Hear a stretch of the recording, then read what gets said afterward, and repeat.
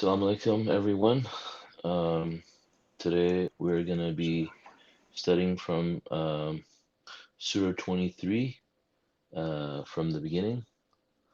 Um, God willing, I'm going to start. Let's all seek refuge in God from Satan the rejected. Surah 23, the believers. Successful indeed, in the name of God, most gracious, most merciful. Successful indeed are the believers who are reverent during their contact prayer, salat, and they avoid vain talk, and they give their obligatory charity zakat, and they maintain their chastity. Only with their spouses or those who are rightfully theirs do they have sexual relations. They are not to be blamed. Those who transgress these limits are the transgressors. Okay, so just to reiterate on these verses, this surah, as we can see, is titled "The Believers," Al-Mu'mineen, and God is this starts off by God telling us about the traits of the believers, and uh, and there are those who are reverent during their contact prayers. It's important to be reverent in our contact prayers. If the objective of the contact prayer is to commemorate God and remember Him, and if you are not reverent, in your prayer is actually going in the negative, uh, because you're actually earning discredit, even though you maintain your contact with God. So we should try to be as reverent as possible so we understand what we're saying, and we are reverently conscious of God. And there are those who avoid vain talk. And so, I mean, many different people will have many different variations of what vain talk would be to them. Um, However, vain talk is something that is a fruitless conversation that is not going to help you grow your soul in any way, not bring you closer to God. And, we know in general that, anything that, has nothing to do with God, generally speaking, it's a waste of time, and it's vain, basically. And so, in other words, so, we avoid vain talk and give their obligatory charity, which is 2.5% of every paycheck we receive, everything you get, and that, it enters your pocket and is yours to keep. And very importantly, they maintain their chastity. Uh, and it says only with their spouses or those who are rightfully theirs do they have sexual relations. So, this term, those who are rightfully theirs, or in Arabic, ma malakat aymanakum, people have taken this out of context, the so-called Muslims, and they have used it to like satisfy their sexual, desires by having multiple partners and sex slaves. Uh, and But what this phrase simply means is that God has created marriage as a divine institution. So they only have sexual relations. The believers only have sexual relations with their spouses, or they have sexual relations with those who are rightfully theirs. So those who are rightfully theirs means that referring to common law partners. So maybe if someone prior to becoming a submitter had a common law relationship where they dedicated themselves to only one partner, and they decided to live with them for the rest of their life, just like you would with a married couple, except you didn't go through the process of marriage, but your intention was to be with that one person and live with that one person prior to becoming a submitter. This simply means that the Quran recognizes those relationships, and we see that very common these days in the Western world, where people, once they get to know each other and they fall in love with each other, they they decide to be together for the rest of their life, but they never go through the process of marriage. But Quran considers that as a recognized relationship. But for the believers, marriage is a very specific and divine institution, and it's God's recommendation and commandment that you get married, um, but it's at least recognizes that relationship, and that's all what this expression means. And so with these, only the believers can have sexual relations, and other than that, those people who transgress these limits, obviously are not believers, and God calls them transgressors. When it comes to verse 8, when it comes to deposits entrusted to them, as well as any agreements they make, they are trustworthy, and they observe the contact prayers, salat, regularly. Such are the inheritors, they will inherit paradise wherein they abide forever. So the believers, one of the qualities of believers is that they're trustworthy. They're not cheats, they're not liars or people who like to con other people. They're very trustworthy people, and when they make any agreements, they keep their word, and they're trustworthy in that way. And you know, that's and they observe their contact prayers regularly. And God said these are the inheritors, and they'll inherit paradise. So, I mean, we have to obviously observe our contact prayers regularly, and we have to be those people that are able to keep their agreements and keep their word, and be one of these people. Accurate embryology, verse 12. We created the human being from a certain kind of mud. Subsequently, we produced him from a tiny drop that is placed into a well protected repository. Then we developed the drop into a hanging embryo, then developed the hanging embryo into a bite sized fetus, then created the bite sized fetus into bones, then covered the bones with flesh. We thus produce a new creature. Most blessed is God, the best creator. Then later you die, then on the day of resurrection, you will be resurrected. SubhanAllah. So this passage here, describes the most accurate embryology. And we know that when the baby is created, inside the mother's womb, it's very small. Like when all these steps are taking place, when they're in a tiny drop into a well-protected repository, and it becomes a hanging embryo, and the embryo becomes a bite-sized fetus. But the Quran really describes these stages very accurately. And if you look at any medical books, obviously this is how the fetus is developed into a baby. And this shows that there's one of the big signs in the Quran for its accuracy is for its authenticity, is that you don't find any nonsense in the Quran, and it's scientifically very, very accurate, extremely accurate. And I mean, it's only now that we have this information with the use of advanced medical technology, that we see how accurate these descriptions are. Verse 17, the seven universes. We created above you seven universes and layers, and we are never unaware of a single creature in them. And this is another one of those things, because they didn't believe in the idea of having more than one universe, but now the scientists believe in they call it multiverse, right?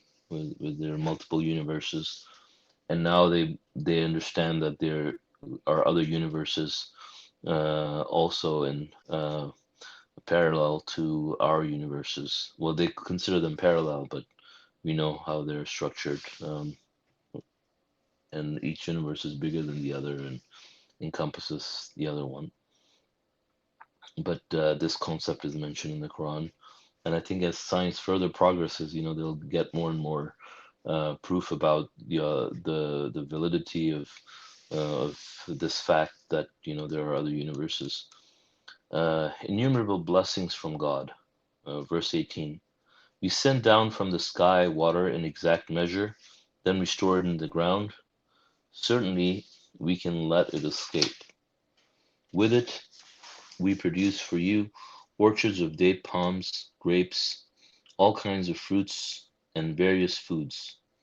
Also, a tree native to Sinai produces oil as well as relish for the eaters. And the livestock should provide you with a lesson. We let you drink from their bellies. You derive other benefits from them, and some of them you use for food. On some of them and on the ships you ride.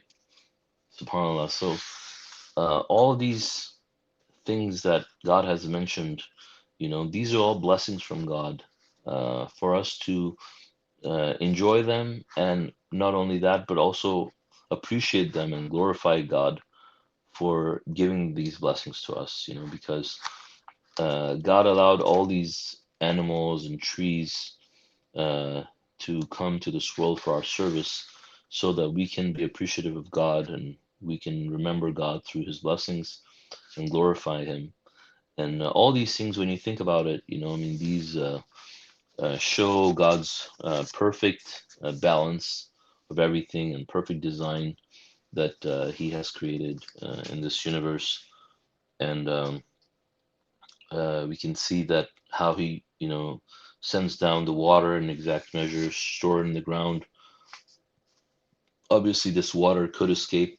We know the inner um most, part of the earth is molten iron and stuff, and so uh, and you have the lava and all of that, and then you have the solid iron and everything. And so, I mean, all this water could, God could have designed the earth in a way that all this water could just disappear inside the earth, but God made it so that it doesn't, and He made the tides and all these things happen in a certain way that the water stays up and provides nourishment for us through by providing, water to all these plants that are grown for us and that create these fruits and vegetables and trees and the livestock that eats them, so we can enjoy the livestock, and get other benefits from them like dairy and all, meat, and use them for riding and so many things, and all these things are there for in our service so that we can glorify God and appreciate him. And when we use them, think about, just not use them with our eyes closed, but actually be conscious of God at the time, and appreciate his blessings and think about him. Verse 23, Noah. We sent Noah to his people, saying, O my people, worship God. You have no other God beside him. Would you not be righteous? The leaders who disbelieved among his people said, This is no more than a human like you, who wants to gain prominence among you. Had God willed, he could have sent down angels. We never heard of anything like this from our ancestors. He's simply a man gone crazy. Just ignore him for a while. He said, My Lord, grant me victory, for they have disbelieved me. We then inspired him, Make the watercraft under our watchful eyes and in accordance with our inspiration. When our command comes and the atmosphere boils up, put on it a pair of every kind of your domesticated animals and your family, except those condemned to be doomed. Do not speak to me on behalf of those who have transgressed. They will be drowned. And the footnote says, the storytellers have created a mockery of Noah's history. Noah's Ark was a flat watercraft made of logs tied together with primitive ropes 54:13. The flood was local around the Dead Sea area, and the animals were Noah's domesticated animals. 28. Once you're settled together with those who are with you on the watercraft, you shall say, Praise God for saving us from the evil people. And say, My Lord, let me disembark onto a blessed location. You are the best deliverer. These should be sufficient proofs for you. We will certainly put you to the test. Subsequently, we established another generation after them. Okay, so these verses talk about Noah and his people. And just like other messengers, Noah went to his people and preached the worship of God alone. And the people disbelieved him. They thought, he was trying to gain prominence and he was just another human being. He was a liar. And they didn't believe him. And, he implored God for victory. and God granted him the victory by drowning these people. Now, the interesting thing here is that the Bible tells the story about Noah, and then you have the story that is confirmed by the Quran, and uh, and it's interesting because the way the Quran tells the story is not telling you that Noah did not have a big ship, and this and that, and Noah, then these people lied. It just says the Bible says one story, and the Quran says the accurate story, and then it's up to you and me to understand that, okay, this is the right story, so I have to disregard all those other things that I've heard about Noah's Ark, that are not true.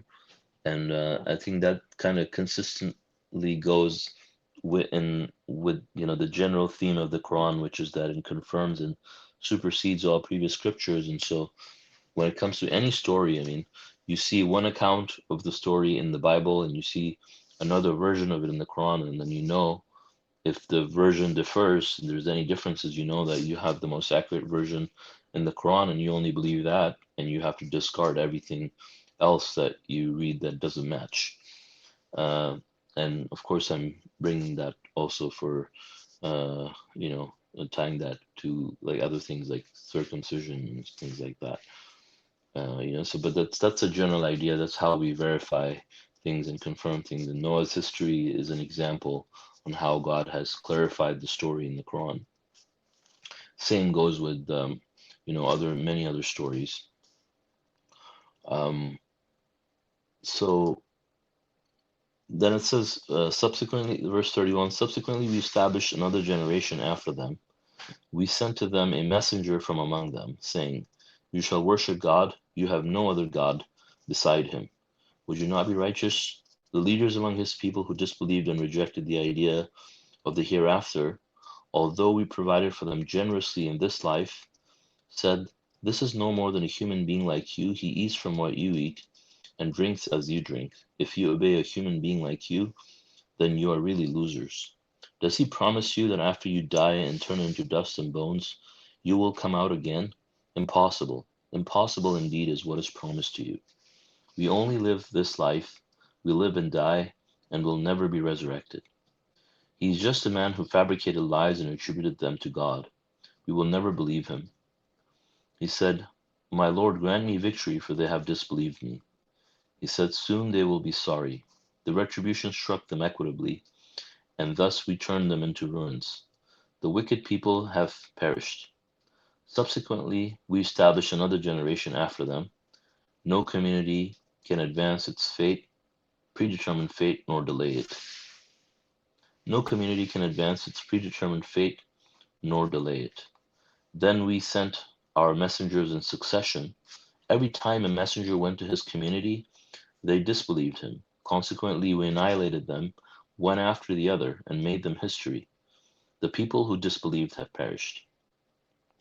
So, what do we learn from these passages? I think one of the things we see here is that history repeats itself, and even though God sent Noah and the people disbelieved the messenger, and God set them up as a lesson, the generation that came after them committed the exact same things, and they didn't believe the messenger. They said he's a liar.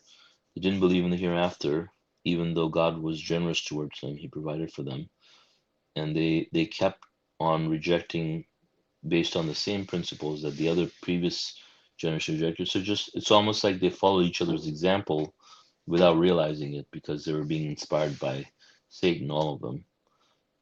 But I think we see that the biggest obstacle for people, to believe is the idea of the hereafter, that they cannot get over the idea that after they die and become dust and bones, they'll come out again. But we know that and it's about God's omnipotence, because it seems like it's impossible, but it's really not as a test, I mean, if you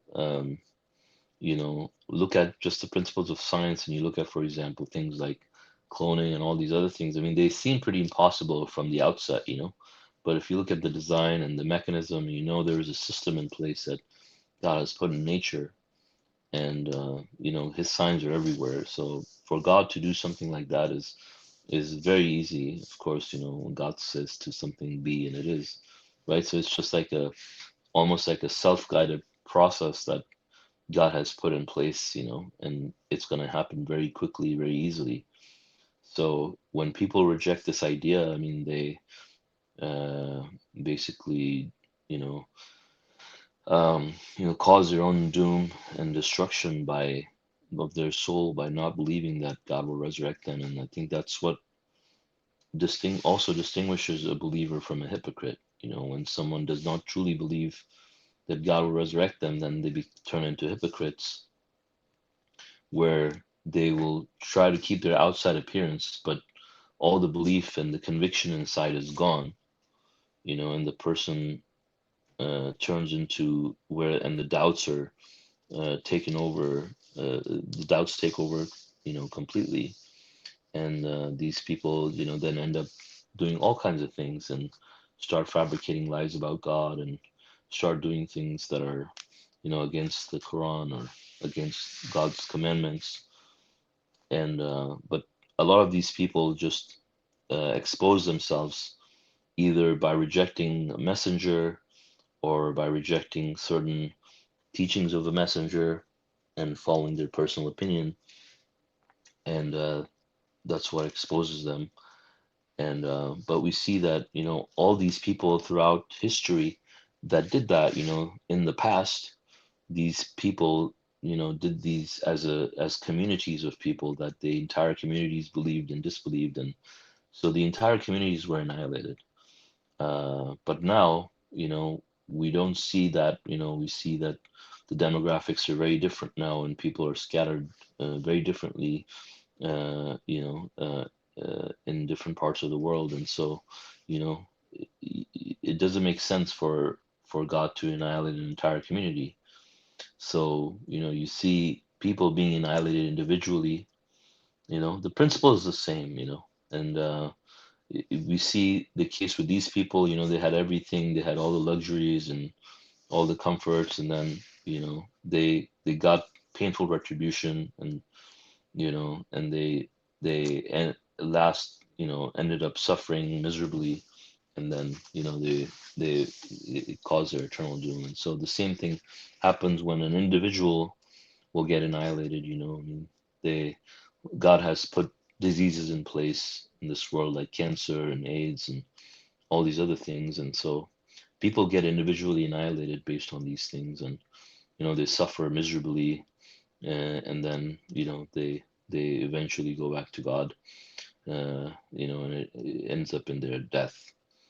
Uh, so these are all lessons for us that God keeps reminding us over and over. I mean, this book is fully detailed and has all the words we need, but certainly one would think that you don't need to repeat yourself if you're an author of a book. But we see that these lessons are repeated over and over again. But the reason for that is to stress on their importance for us to remember and remind us that this is what happens, and God has put these examples in place so we can learn from them and not repeat the same mistakes. But you can't change who we are as people, and these people who are destined for hell, they're bound to follow this path also, regardless of how many examples and how many proofs they see. So no, but it's incredible every time we read it. And when you read it, you would think that because this has already happened, this is never going to happen again. But as we see, the generation comes after, the one that comes right after does the exact same thing. SubhanAllah. So, and inshallah, I will stop here, and God willing, if you guys have any questions or comments, you can go ahead.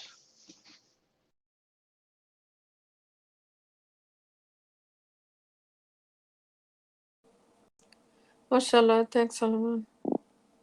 Thank you, inshallah. I have Thanks, a inshallah. question. Sorry. Somebody saying something? No, just mashallah. Assalamu alaikum. Assalamu Oh, alaikum. okay, Assalamu Alaikum. You mentioned in the beginning about being reverent in during the salat, Mhm, and then mentioned that if we're not reverent, we're earning discredit. mhm. Um, I just want to know, how did you come to that conclusion? Well, I mean, if you're not reverent during your prayer and you're thinking about other things, you're probably, I mean, you're thinking about other things, so that's discredit, right, to your, because the messenger of the covenant also talked about how, when certain people they do their contact prayers, their prayer takes them into the negative, right? And so I see, not being reverent during your contact. I mean, when God says, for example, to be reverent in your contact prayers, and you're doing the opposite, and you're thinking about everything else besides your prayer, you're actually disobeying God by doing that. So, you're earning discredit. And uh, I mean, you do establish contact with God, so you didn't miss your prayer, but your soul has to grow by you remembering God, right? And if you're not remembering God and then you're disobeying God, so I see that as, your prayer slowly bringing you into the negative.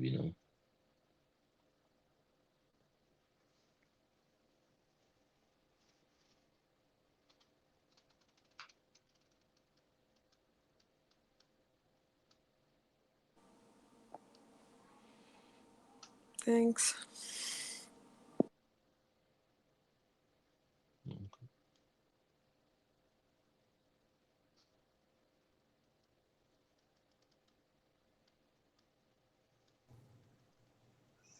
Assalamu alaikum.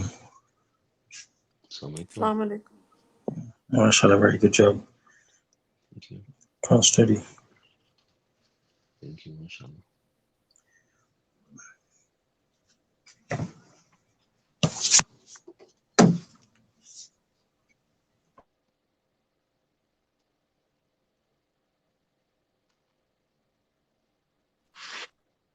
I have one question. Sloan, you were mentioning that if someone, the couple who have a long-term relationship, and even that they are not married, um, it's okay for them to have that sexual relationship. Maybe I did not understand correctly. If you can just explain to me. Sure, sure. So I was talking about, common law marriage. So, we know that we know, Yeah. so for us as submitters, marriage is a divine institution and it's a commandment from God for us to follow that commandment, But I was just saying that this expression that those who are rightful, only with their spouses or those who are rightfully theirs, is recognizing that as a legitimate relationship for those people who are not submitters, because um, and you could be one of them. For example, you could have, let's say, a common law relationship before you became a submitter, and now you were still common law partners, and it could be even legal on everything, and then now you're a submitter, let's say, so then that verse applies to you. I mean, if you have sexual relationship with your common law partner, you wouldn't be, doing anything wrong. Right. Yeah. Also, I want to add to that we have examples about prohibited categories in the Quran, right?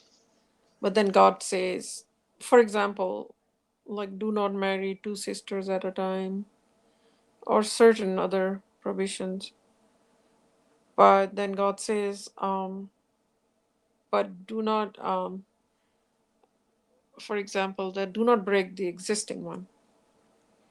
So that in that perspective, if you see, if somebody was living as a common law, and then they become submitters, so that they are still um, lawful for each other, because that was the time of ignorance when they obviously existing submitter would not become common law partners. They will do it according to the Quran, the whole wedding marriage process.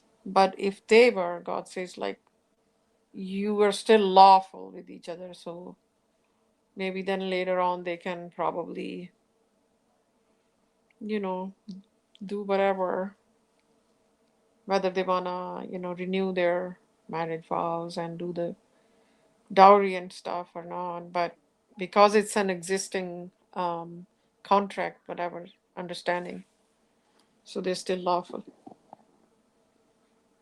Meaning just don't abandon each other now and, you know. Mm-hmm. I understand. Thank you. Assalamu alaikum.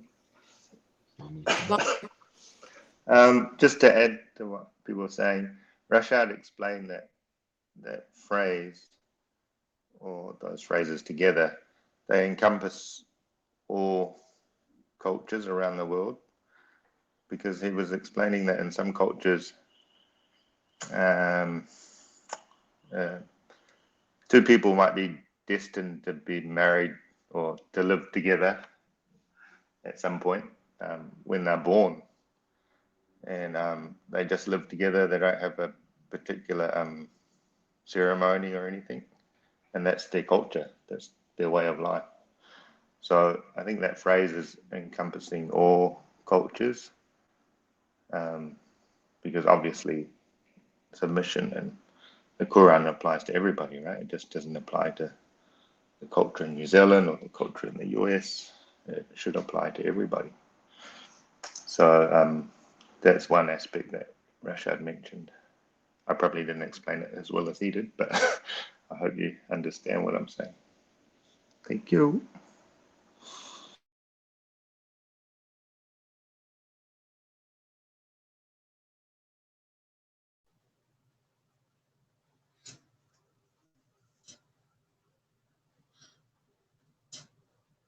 yeah, because coming to accepting Islam or coming to submission is not always the case that you're born in that family. When the message comes, or even like message is not new, but somebody just converts, a couple converts, so that means, now they have come to God, and they're legally, lawfully okay for each other, Masha Allah.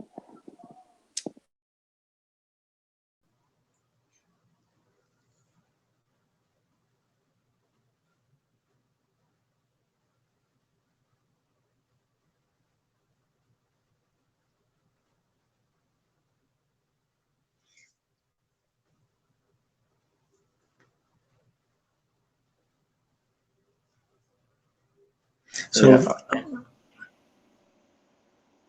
I'll go ahead, please. I know, go ahead, Steve. That's okay.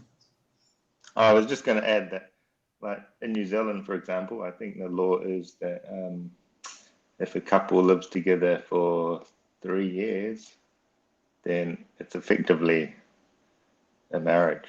So if they were to split up after that, then the assets and things have to be split 50-50, regardless of whether they're actually married or not. Mm-hmm. So Yeah, I guess that's common law marriage. I guess that's the term. right. Same thing in Canada. I don't know, it's 2 years or more, something like that.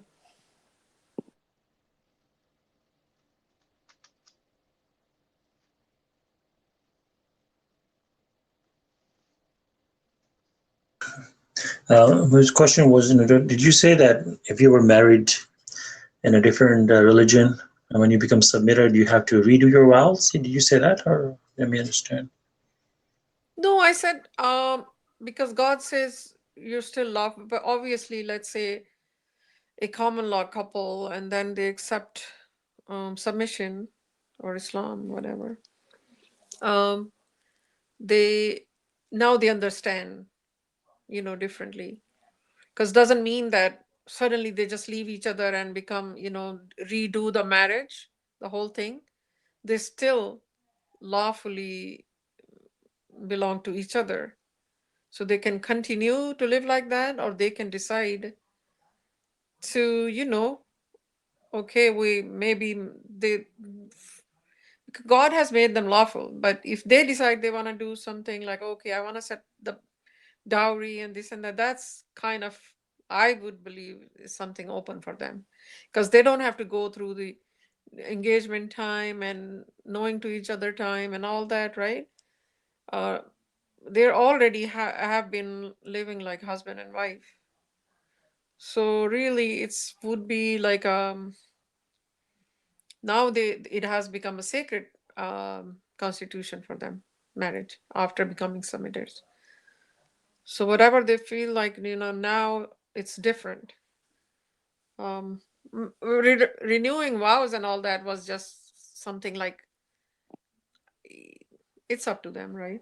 I don't think they really, I don't know, it's up for debate that if the husband now hasn't given dowry or anything and he feels that he should, then he can do that.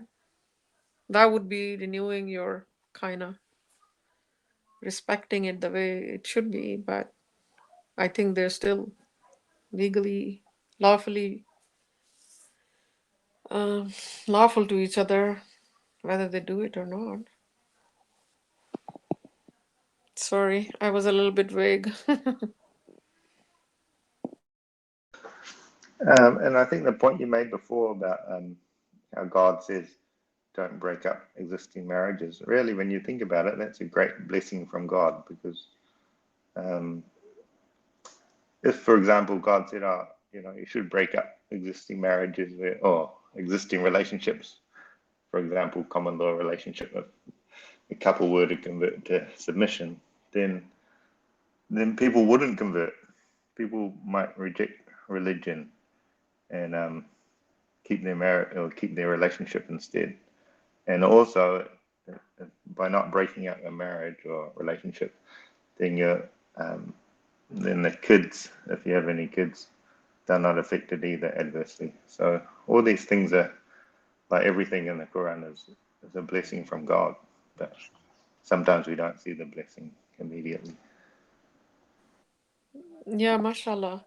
Same thing, like two sisters do not marry two sisters. But if somebody coming from a very strange culture, maybe it used to happen a lot in olden times though. And they were married and they had kids, exactly what you're saying, Steve. That, they are already been intimate with each other now. It's already kind of a whole different ball game, responsibilities and whatnot. So that's it. I feel like it falls in the same category that lawfully they it also really depends a lot on your intention. So somebody was living not just for the, sexual relationship or anything. They were living with a good intention, um, and that they accepted each other as, spouses. So it was like, because many people, for example, a lot of people are not religious. Not everybody's Christian, Jew, or Hindu, or this and that. Some people don't believe in anything. So they started to live together. Like, okay, we don't need the certificate. That's a common thing you would hear from people these days. But they were treating each other as, this significant other. And then they come to, accept God's religion, and then they don't have to worry about it.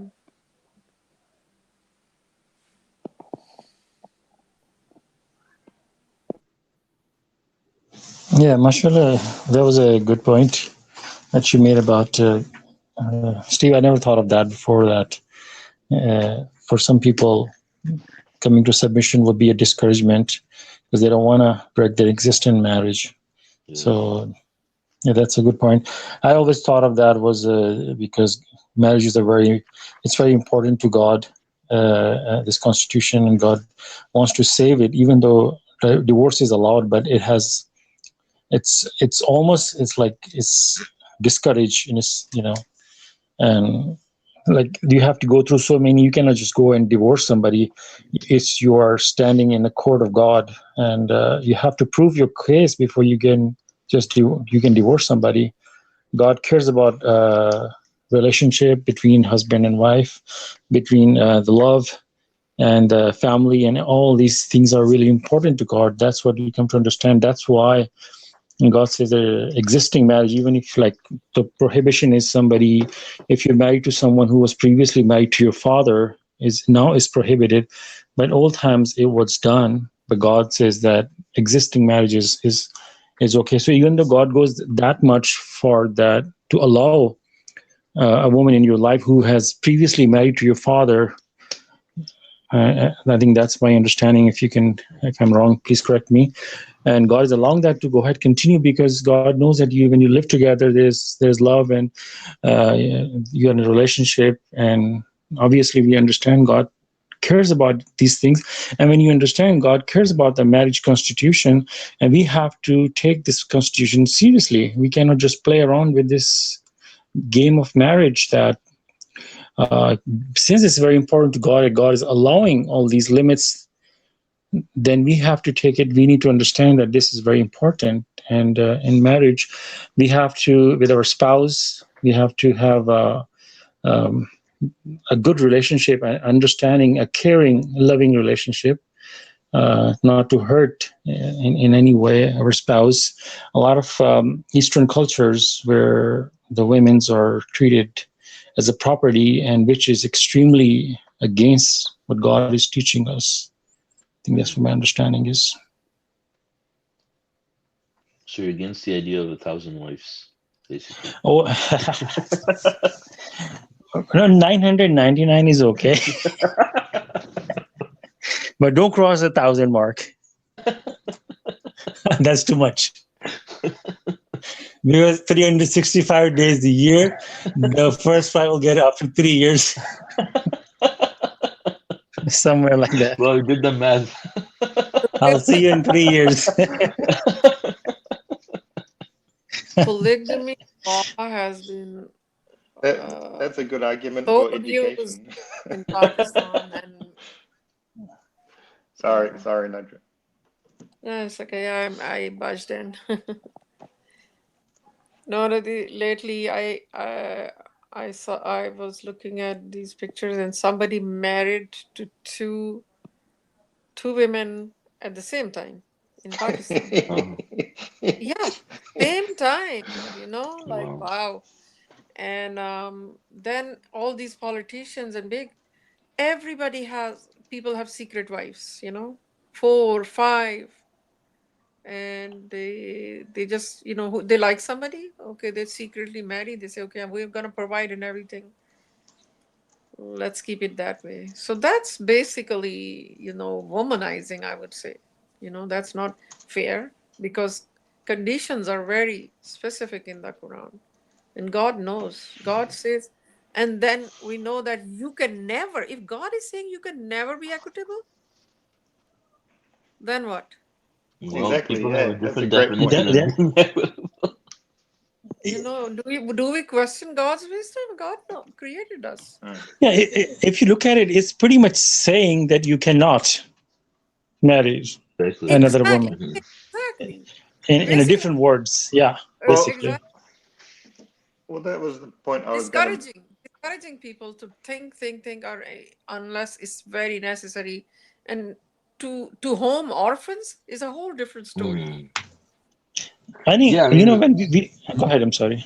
sorry, no, I was thinking that's the only condition where we see in the Quran that God talks about, if you deem it best for the orphans, So Right. where are the orphans in the picture when you are marrying more than one?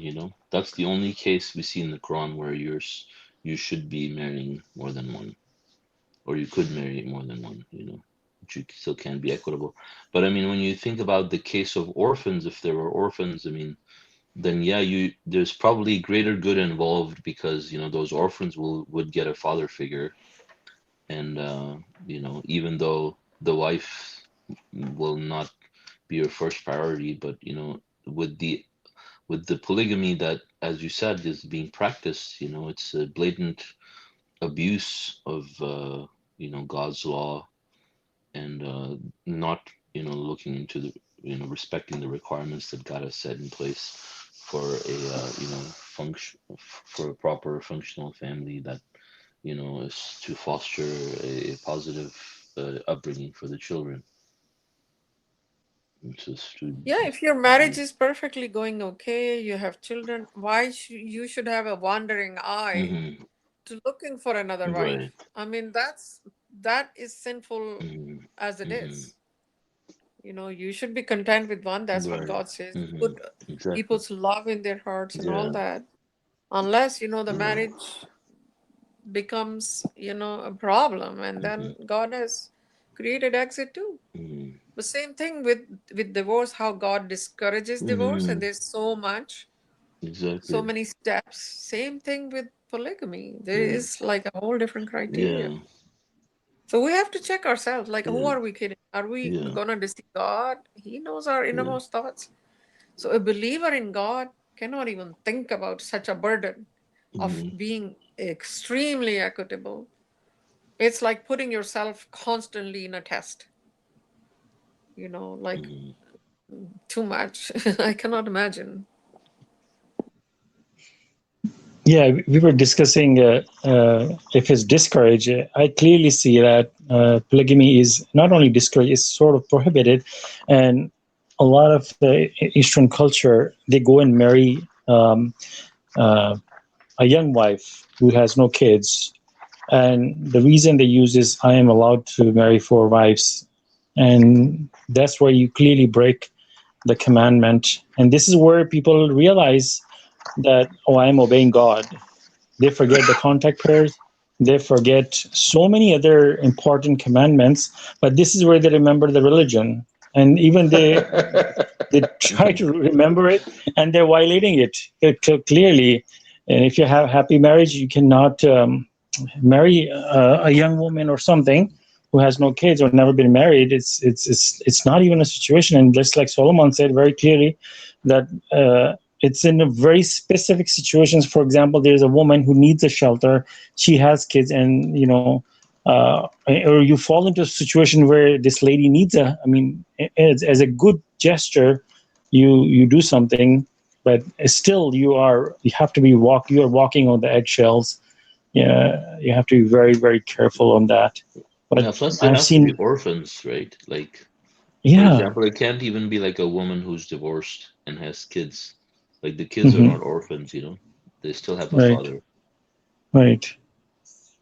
Yeah, so there's a very specific, situation, very specific where this can, and Prophet has done that in very specific situations where he was married more than one, but he devoted his life to his first wife for a long, long time until she passed away. That's when it was for some reasons, or Yeah, there's a Masha Allah, I history on mean, it. Appendix 30 is so self-descriptive and easy. Like, I would never think that anybody who calls themselves a submitter will have a problem accepting these very, legitimate and like very basic principles that you learn when you become a submitter. It's like, yeah, this is God's law. These traditional Muslims have abused it and used it for their own desires and lusts, Yeah, and there. you know and you would never think that anybody would doubt that and come up with their own lies to fight God, um, like we recently saw. So And God has set up rules to protect you. God says, don't stare at women, Like if you're staring at I mean, if you stop yourself and already mm, obeying, you'll be protected anyway. mm, yeah, exactly. Like, how will married woman fall in? How would a woman fall in love with a married man unless the married man was, giving her some Looks and all that. attention? Yeah. Yeah.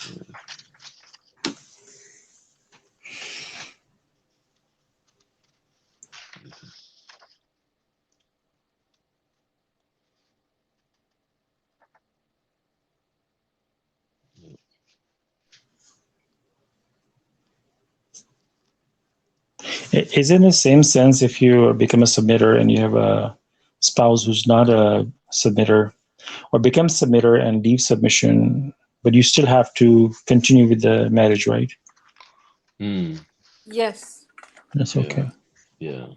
I can answer that. Yeah. Mhm. So that's where exactly, like, you know how it's prohibited that you should not marry an idolater or Right. idolatress. But if there is an existing marriage, then you keep, because we have examples in the Quran. So unless they, they oppress you to practice your religion, misbehave, or socially make you cut out and all that, then you remember, we have an example of the women leaving their husbands and becoming believers, and then God says you should test them, so they are no longer required to stay married. Because if somebody fights God and his messenger or the message constantly, then you're no longer required to stay married to them. Maybe the interim period is not even. Well, those verses are talking about war, the ones, I they That's seek right. I'm asylum. just giving an example Mm, that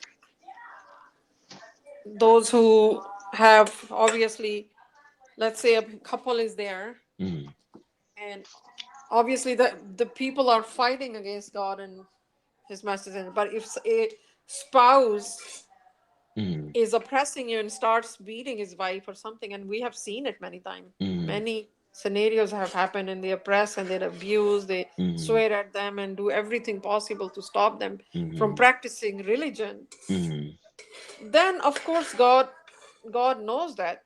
How would you grow your soul if you can't even practice your religion? mm. Yeah, I mean, then So you're but just oppressed and you're not able to practice your religion, and yeah, then it comes in, yeah. yeah, yeah. Yeah, but I mean, But there's no rule in the Quran, for example, saying that if your husband or your wife is a disbeliever, that you have to leave them. If not they're, have to. yeah, I mean, if they respect your Yeah, belief and let you be, and then you're supposed to keep the marriage. But yeah, yeah, exactly, even with the disbeliever. That's what I'm trying to say. mm, Exactly, because has happened to many mm, people. Not each spouse have believed, and some, mm. they don't care. Okay, whatever. Yeah, another thing is that about this thing about this common law marriages, even if you become a submitter, let's say, and your spouse doesn't become a submitter, then and let's say if there was a law that's saying you have to get married, and then the spouse didn't want it because the spouse is still not a submitter, then you would also have another problem. So in that way, like when God recognizes it, then you don't have to say, okay, well now we have to go and get married, do a marriage ceremony and all that. So I think that's also makes it easy for people to become submitters and follow that. And I think in general, we see that God has made the religion very easy and very natural for us to follow. In fact, like that's what we read in the last study when we read Surah 22, verse 78, the last verse. It says, He has chosen you and has placed no hardship on you in practicing your religion, the religion of your father Abraham. So, God has, it's important. One of the most important things about submission is that, I mean, God has made it very easy and has, like when it says He has, placed no hardship on you in practicing your religion. I mean, He means that. I mean, it makes your life so much easier. So it it it would be complicated otherwise. And one thing, actually, speaking of that, I think one thing I didn't mention last time is that this is this verse actually, it talks about placing no hardship in practicing your religion, it's the same verse. In the same verse, it says the religion of your father Abraham, right? And so if circumcision, for example, was a real thing, that actually was something that God had ordered Abraham to do, then this verse would not be true, because imagine, you know, someone, what would be a bigger hardship than, you know, telling someone who's 99 years old that he will, you know, in that day and age, he would have to, you know, cut a piece of his flesh with his own hands. You know, I mean, like, if you tell anybody, you know, I need you to follow this religion, but this religion, you know, you're gonna have to cut a, you know, part of your flesh, which is gonna be very painful, with your own hands. I mean, you're never gonna convert to that religion. You're like, you know, this is like the hardest thing that, you know, possibly you can practice, you can think of in your, I mean, what could be harder than that? You know, like it's like going through physical excruciating pain and blood and infection, you know, and all that, you know. And God says He has chosen you and placed no hardship on you in practicing the religion of your father Abraham. So God would never impose any hardship for us when it comes to practicing the religion. I mean, all we have to do is remember God and follow these basic requirements and commemorate God and do our contact prayers and give our salat. I mean, do our contact prayers and give our zakat. And I mean, that's what it says, you know. So, subhanallah. I mean, when we compare that to like even traditional Islam, you know, I mean, it was obviously, you know, it is. Those are the kind of hardships and complications that, you know, come from Satan, that, you know, Satan wants to make religion difficult for people, so people are repulsed from it, and they you know, become so complicated that they run away from it, you know, altogether.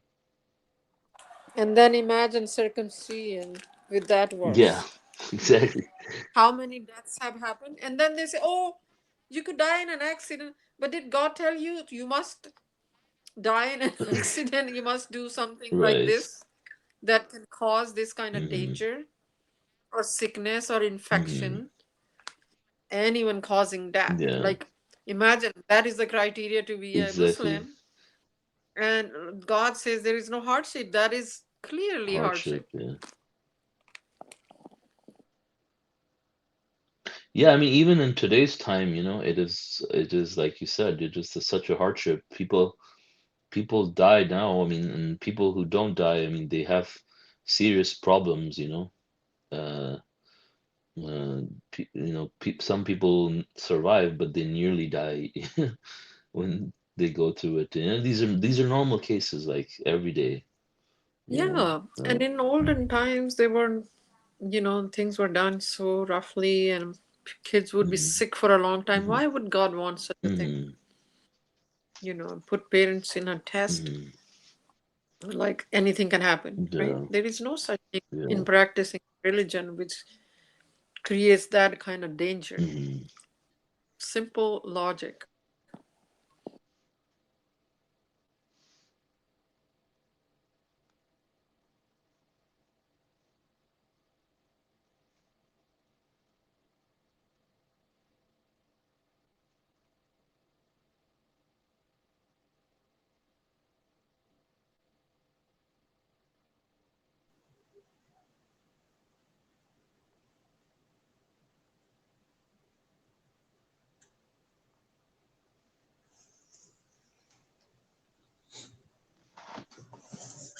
I was going to ask a question about verse number 7.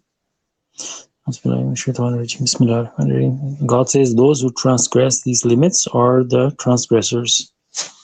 So God says these limits, and this surah name is believers, and so the topic is believers, and God has given us a few things that these are the qualities of the believers.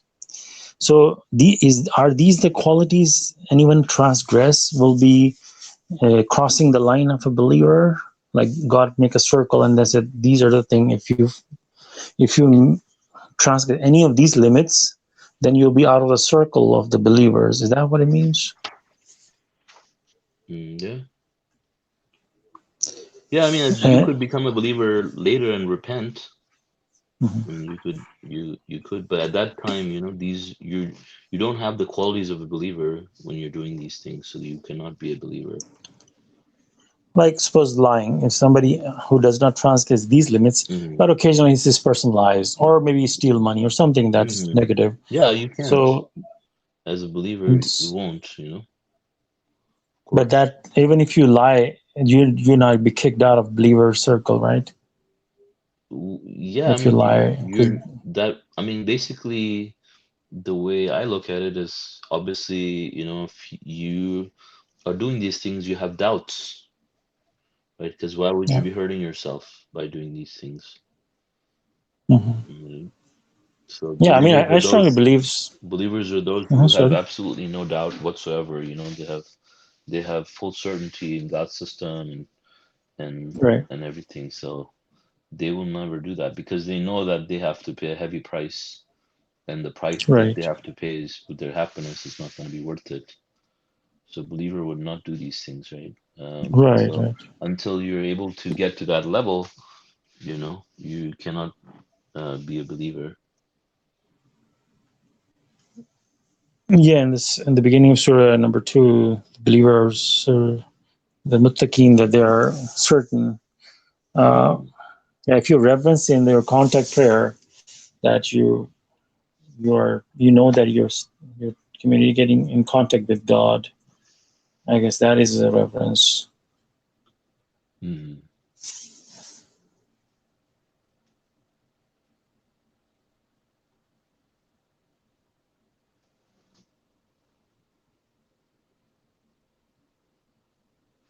Pamela is very quiet, and Steve. Pamela is listening today. Oh, okay, that's Sultan, you know what Muhammad says to me? He said, I got my 2 question in. Now we think it's Adam's turn, it's the Nudrak, and Steve's turn. He said, I got 2 questions in.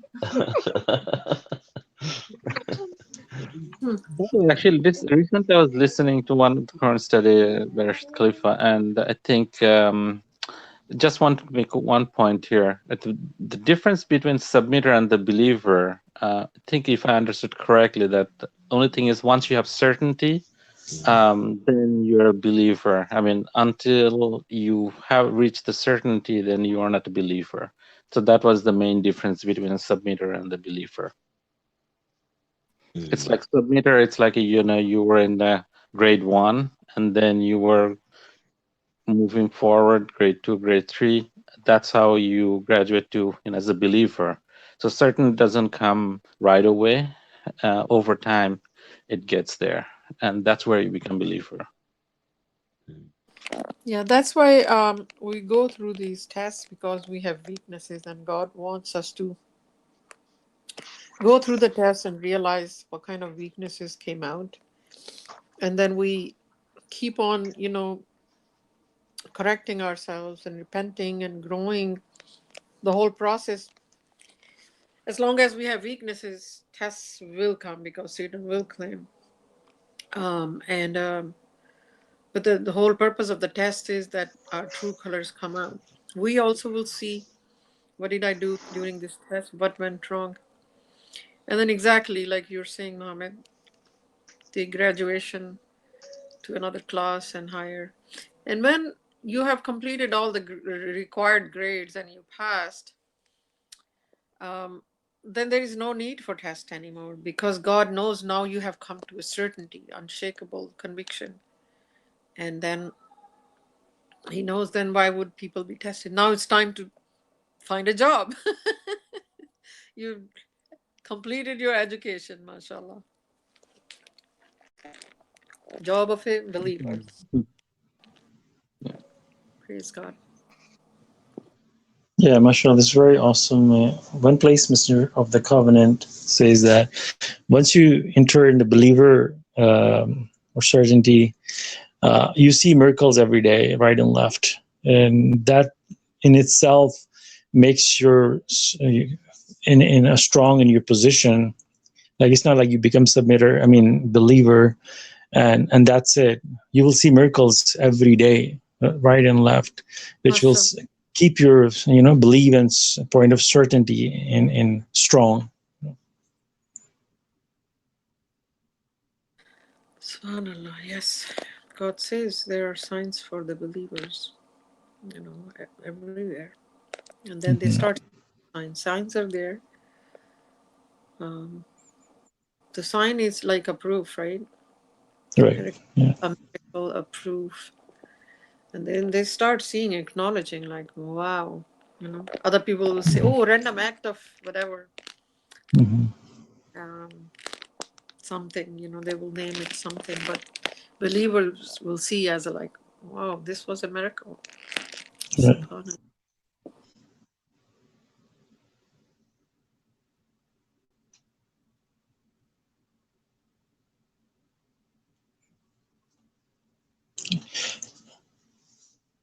I missed the last Quran study, and I was listening over the YouTube, and it was awesome. And you guys talking about the fly, and in a similar way, the dragonfly has, I think, 30,000 lenses in each eye. And so they did a test. They threw a seed, a small size of seed, like looks like a bug, and there's a dragonfly sitting there, and so they just shoot it like a little distance, and the dragonfly. So they capture the dragonfly like the high frame rate cameras. They can slow it down to see. So the dragonfly looked at the little flying thing and realized it's not a bug, and ignored it and just going about its business. That kind of speed. So 30,000 lenses, and the fly has also, like I think we were saying, 1,000 lenses. The amazing thing, is that those lenses, if you have a giant camera that has 1,000 lenses, now these lenses the wire has to process. You cannot just put cameras. There has to be a central processing unit where it's going to process all the information is coming. So just imagine the tiny head of a fly or a dragonfly. There is a processor. This is processing all that information coming in and feeding into the brain of the creature, which it's in itself analyzing all the information coming and making decision at the same time. And to take off or fly, like if you're coming with something to hit the fly, within a microsecond is going to take off. All these calculation while all this happening. And in this tiny creature, there's a living organism going on. There's the flies eating, the digestive system is going on, all the cells in they have, similar to something, blood that is running in their body. All that other stuff is also going on in this tiny creature. I mean, you can just never say enough. Subhanallah, Masha Allah. Yeah, Masha Allah.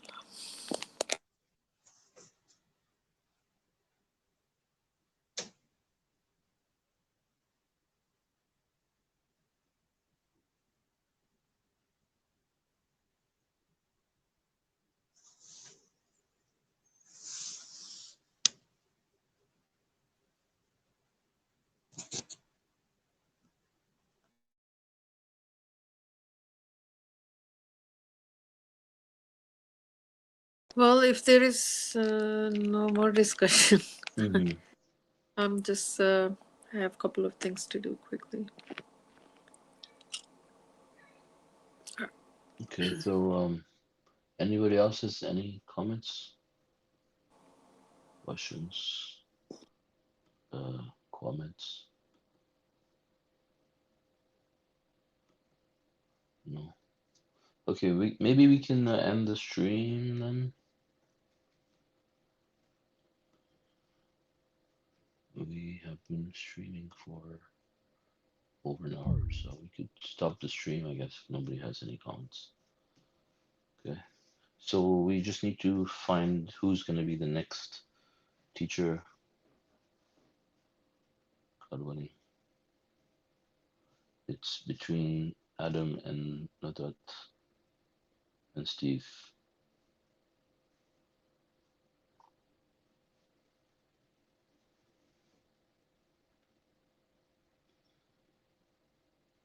Hello? Steve, do you want to?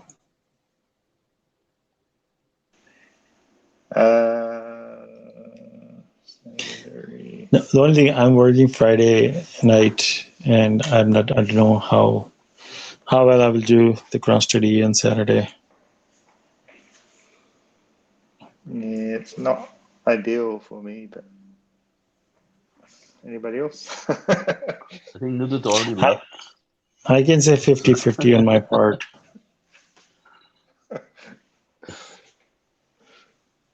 I can say God willing, I can 40-60. do. God willing, I can do Wednesday. Next Wednesday, I can do it. Okay. Okay, I can ask for the help, inshallah.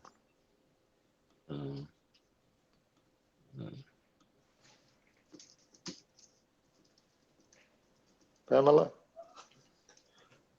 Pamela. Muhammad was saying that he wants to do Quran study. Very, those Canadians are very quiet.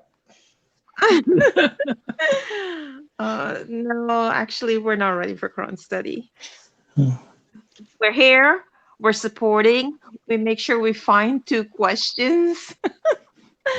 But no, I don't think we're ready for Quran study. Life is a little bit different right now. Nudit said she can do it, inshallah. So, Inshallah. so God willing, she can do it this Saturday, and then Adam, you can do it on Wednesday, God willing. Inshallah. Okay, so thank you guys. Joined us for the Quran study. God willing, our next study is going to be on Saturday at 9:30 a.m. Pacific time, and God willing, we'll see you then.